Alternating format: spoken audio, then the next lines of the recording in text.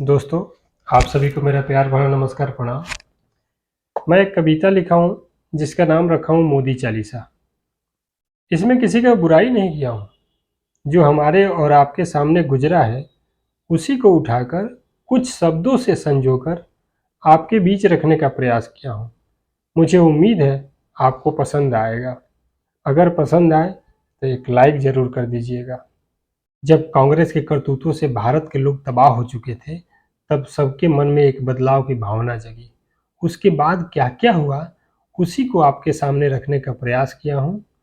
लोगों ने जब ये मान लिया, पलटनी है सत्ता ठान लिया, तब एक नारा हिट हुआ, हर जगह पर बहुत फीट हुआ। वो नारा क्या था? बहुत हुई महंगाई की मार, अब की बार मोदी सरकार। नहीं सहेंगे स्त्री अत्याचार, अब की बार मोदी सरकार। ये नारा इतना हिट हुआ, हर जगह पर बहुते फीट हुआ। कांग्रेस की तख्ता पलट गई, मोदी और शाह की जीत हुई। करके वादा काला धन की लाएंगे पैसा देश में, नाम भी सबका लिस्टेड होगा। जिनका पैसा है विदेश में, उतने पैसों की कुछ राशि बनती है 15 लाखों में। सबके खाते में आ जाएंगे, रख लेना अपने सलाखों में। लगा के टकटकी हम खाते रहे, पासबुक को प्रिंट करवाते रहे। जब टूटने लगी उम्मीद हमारी, संतोष कर मन को समझाते रहे। फिर जनधन की एक योजना आई, संग अपने कुछ उम्मीद भी लाई। लगता है इस बार आएगा, 15 लाख मिल जाएगा। खुशी के हमारे ठिकाना नहीं था, लेकर गम कहीं जाना नहीं था।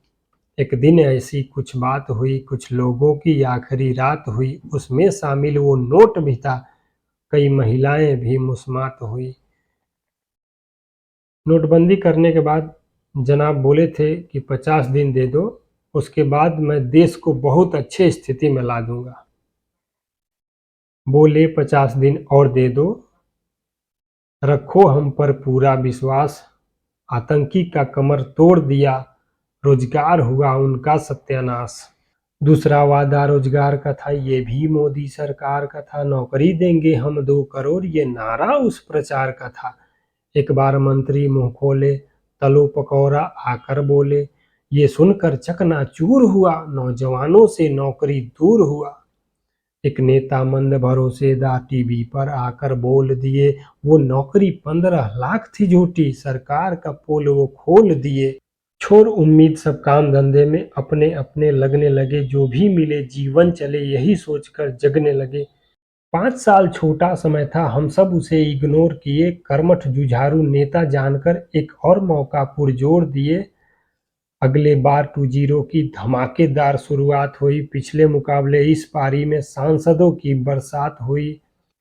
कुछ नए लोग भी आने लगे, भाजपा में डुबकी लगाने लगे। जो पैदा हुए कांग्रेस का खाकर, छोड़कर उन्हें वो जाने लगे। वादे सरकार सब भूल रही थी, धीरे धीरे पुल खुल रही थी। इसी बीच एक आफत आई, कोरोना नामक बीमारी छाई। बिना नीति नियत के साहब लॉकडाउन लगा गए देश में। गरीबों पे ऐसी मुसीबत आई, अब हम क्या करें परदेश में। जान जोखिम में डालकर सबने पैदल जाने की उड़ान भरी। भूखे प्यासे गोद में बच्चा और कंधे पर सामान पड़ी। नेताजी बोले थाली बजाओ, लगता है कोरोना बहरा है। सुनकर शोर भाग जाएगा, ये राज बहुत ही गहरा है। हुआ नहीं कुछ इसका लाभ, एक और नया तरकीब लगाया। लगता है ये सब देख रहा है, कुछ समय लाइट कटवाया।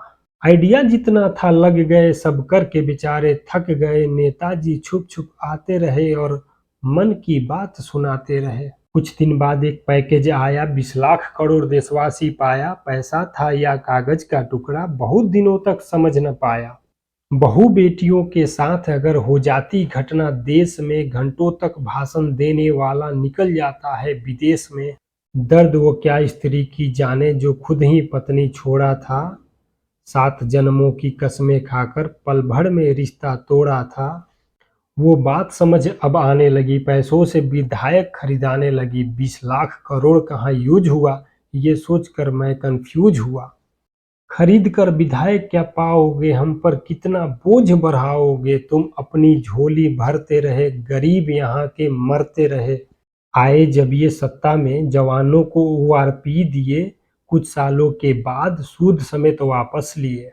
एक एक सामान बेचकर पैसा अपना दिखाने लगे, है सरकारी खजाना खाली, प्राइवेट सब बनाने लगे। हमारे हिंदू धर्म में सुनने को मिलता है कि जब कोई व्यक्ति बूढ़ा हो जाता है तो उसका दिमाग बच्चे की तरह हो जाता है, बच्चे की तरह हरकतें करने लगता है।